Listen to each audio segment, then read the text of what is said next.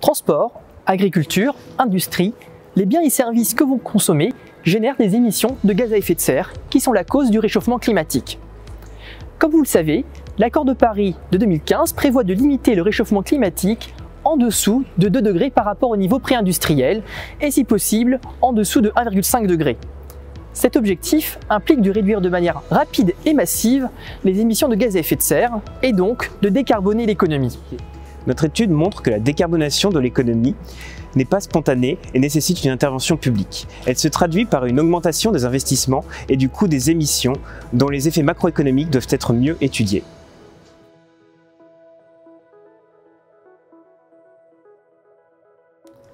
À activité économique donnée, la réduction des émissions de gaz à effet de serre passe par la baisse de l'intensité carbone de l'économie.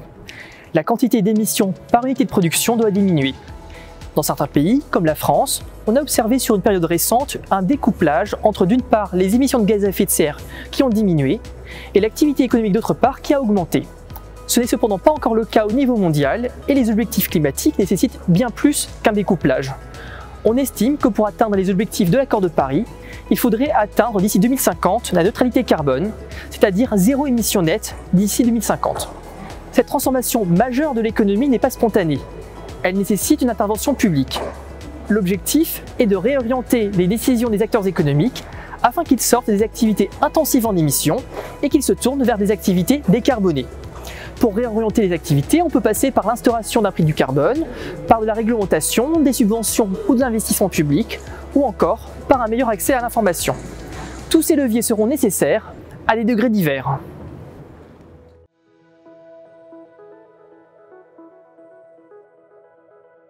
La décarbonation affecte l'activité, l'emploi et le niveau général des prix principalement de deux manières.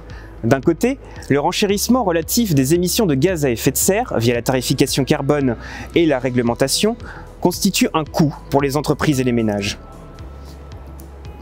De l'autre, le surcroît d'investissement pour décarboner l'économie va stimuler l'activité, mais aussi les prix, dès lors que les entreprises ne pourront pas répondre à la totalité de la demande supplémentaire qui leur sera adressée.